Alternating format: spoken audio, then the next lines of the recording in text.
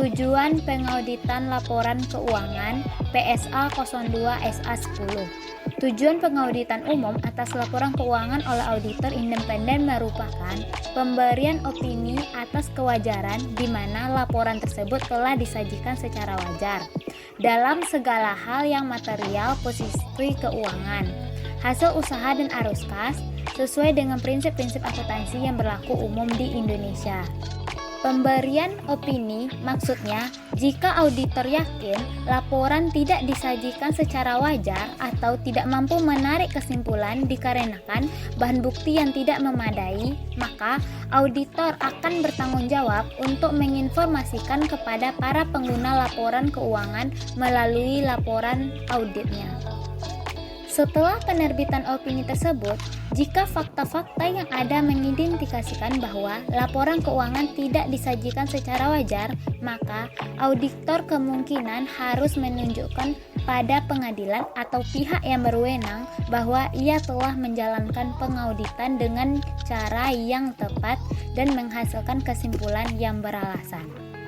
Langkah-langkah mengembangkan tujuan audit. Yang pertama yaitu memahami tujuan dan tanggung jawab audit.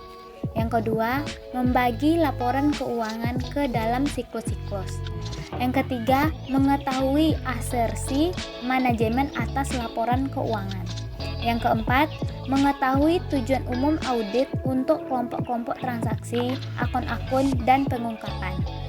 Kelima, mengetahui tujuan khusus audit untuk kelompok-kelompok transaksi, akun-akun, dan pengungkapan.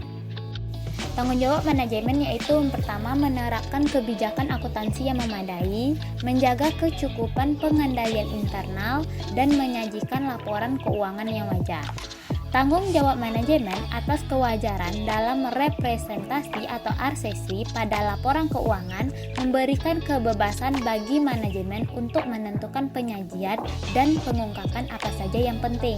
Nah, bagaimana jika manajemen tidak mengungkapkan laporan keuangan yang dianggap auditor tidak dapat diterima? Maka auditor akan opininya bakalan tidak wajar atau adverse. Opini wajar dengan pengecualian atau qualified. Dan selanjutnya, auditor akan menarik diri dari kontrak kerja.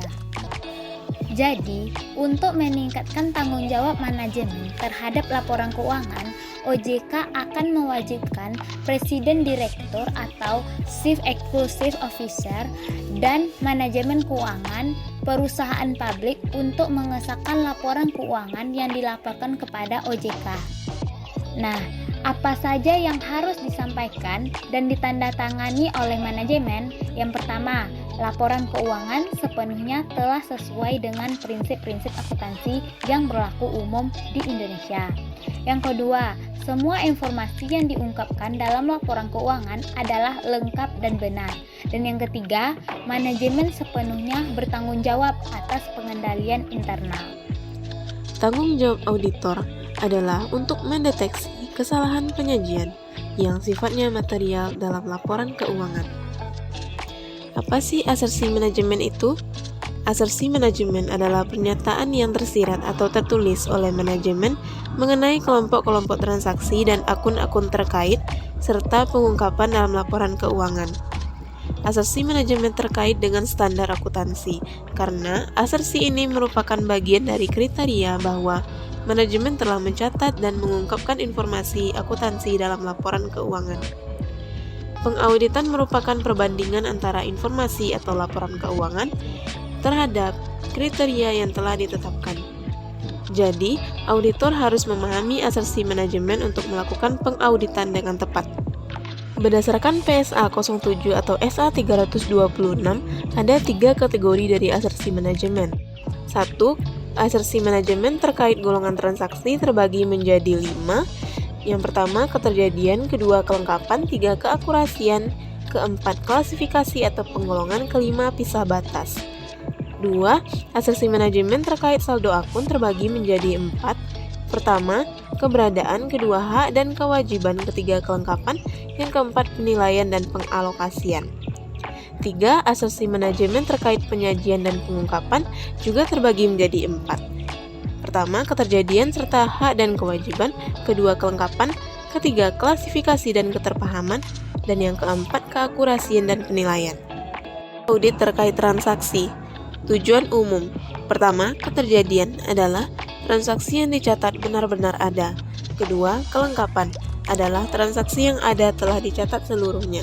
Ketiga, akurasi adalah transaksi yang dicatat disajikan dalam jumlah yang benar.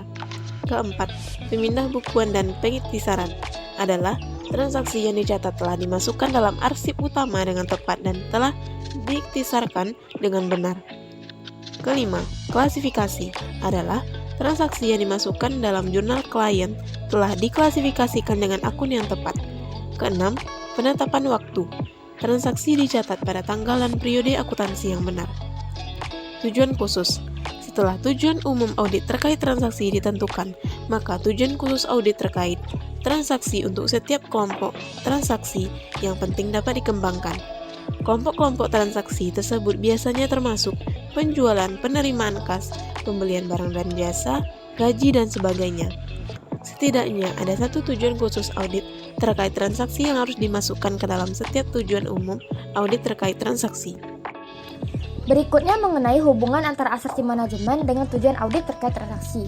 Pada tabel berikut adalah tentang asersi manajemen dan tujuan audit terkait yang diterapkan pada transaksi penjualan. Pada asersi manajemen tentang kelompok-kelompok transaksi dan kejadian-kejadian ada 5, yaitu keterjadian, kelengkapan, akurasi, klasifikasi, dan pisah batas atau cut-off.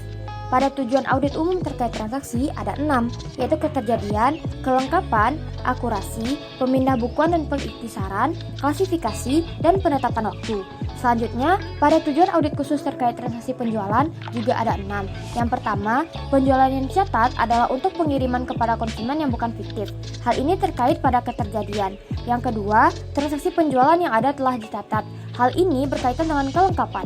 Yang ketiga, penjualan yang dicatat adalah untuk sejumlah barang yang dikirim dan telah dicatat dan ditagih dengan benar. Hal ini berkaitan dengan akurasi. Yang keempat, transaksi penjualan telah dimasukkan ke dalam arsip utama dengan benar dan telah diiktisarkan dengan benar. Hal ini terkait dengan pemindah bukuan dan pengiktisaran. Yang kelima, transaksi penjualan telah diklasifikasikan dengan benar. Hal ini berkaitan dengan klasifikasi. Dan yang keenam, transaksi penjualan dicatat pada tanggal yang benar. Hal ini berkaitan dengan penetapan waktu. Selanjutnya mengenai tujuan audit terkait saldo. Untuk tujuan umum ada 7, yaitu keberadaan. Tentang jumlah yang dicatat memang benar-benar ada. Yang kedua, kelengkapan, yaitu jumlah yang ada telah dicatat. Yang ketiga, akurasi, yaitu jumlah yang dimasukkan dinyatakan dalam jumlah yang benar. Yang keempat adalah klasifikasi, yaitu jumlah yang dimasukkan pada daftar milik klien telah diklasifikasikan dengan benar. Yang kelima adalah pisah batas, yaitu transaksi mendekati tanggal neraca dicatat dalam periode yang benar. Yang keenam, nilai terrealisasi, yaitu aset dicatat pada estimasi jumlah yang dapat terrealisasi. Dan yang ketujuh adalah hak dan kewajiban, merupakan hak dan kewajiban entitas itu. Dan untuk tujuan khusus, setelah tujuan umum audit terkait saldo disusun, maka tujuan khusus audit terkait saldo akun pada laporan keuangan dapat dikembangkan. Sekurang-kurangnya, satu tujuan khusus audit terkait saldo dimasukkan ke dalam setiap tujuan umum audit terkait saldo. Selanjutnya mengenai hubungan antara asersi manajemen dengan tujuan audit terkait saldo. Berikut adalah contoh tabel tentang asersi manajemen dan tujuan audit terkait yang diterapkan untuk persediaan. Pada asersi manajemen saldo-saldo akun ada 4, yaitu keberadaan, kelengkapan, penilaian dan alokasi, serta hak dan kewajiban. Selanjutnya, untuk tujuan audit umum terkait saldo ada 8, yaitu keberadaan, kelengkapan, akurasi, klasifikasi, pisah batas, keterikatan rincian, nilai terrealisasi, serta hak dan kewajiban. Lalu, untuk tujuan audit khusus terkait saldo yang diterapkan untuk persediaan ada 10, yaitu yang pertama, semua persediaan yang dicatat ada pada tanggal neraca. Yang kedua, semua persediaan yang tercatat ada pada tanggal neraca. Yang ketiga, jumlah persediaan pada catatan perpetual milik klien sama dengan persediaan yang ada di gudang. Harga yang dipakai untuk menilai persediaan adalah benar. Yang keempat, hasil perkalian harga dengan kuantitas adalah benar dan rincian telah ditambahkan dengan benar. Yang kelima, persediaan telah diklasifikasikan dengan benar sebagai bahan baku, barang dalam proses, dan barang barang jadi. Yang keenam, pisah batas pembelian di akhir tahun sudah benar. Yang ketujuh, pisah batas penjualan di akhir tahun sudah benar. Yang kedelapan, total persediaan sama dengan jumlah total persediaan di buku besar. Yang kesembilan, nilai persediaan sudah diturunkan ketika terjadi penurunan atas nilai realisasi bersih. Dan yang kesepuluh, perusahaan memiliki hak atas seluruh persediaan yang ada dalam daftar. Persediaan tidak dijadikan sebagai jaminan. Selanjutnya mengenai tujuan audit terkait penyajian dan pengungkapan. Prinsipnya sama dengan asersi manajemen tentang penyajian dan pengungkapan. Konsep yang sama yang diterapkan untuk tujuan audit terkait saldo juga diterapkan untuk tujuan audit penyajian dan pengungkapan. Berikut adalah contoh tabel mengenai asersi manajemen dan tujuan audit penyajian dan pengungkapan diterapkan untuk wesel bayar. Pada asersi manajemen saldo-saldo akun dan tujuan umum audit terkait penyajian dan pengungkapan ada 4, yaitu keterjadian serta hak dan kewajiban, kelengkapan, penilaian dan alokasi, serta klasifikasi dan pemahaman. Untuk tujuan khusus audit terkait penyajian dan pengungkapan diterapkan untuk wesel bayar ada 4, yaitu yang pertama, wesel bayar sebagaimana dijelaskan dalam catatan kaki benar-benar ada dan merupakan kewajiban perusahaan. Yang kedua, semua pengungkapan yang diharuskan terkait wesel bayar telah dimasukkan dalam catatan kaki laporan keuangan. Yang ketiga, catatan kaki pengungkapan terkait wesel bayar adalah akurat. Dan yang keempat, wesel bayar diklasifikasikan dengan benar ke dalam kewajiban jangka pendek dan panjang, dan pengungkapan laporan keuangan terkait dengan wesel bayar tersebut dapat dipahami.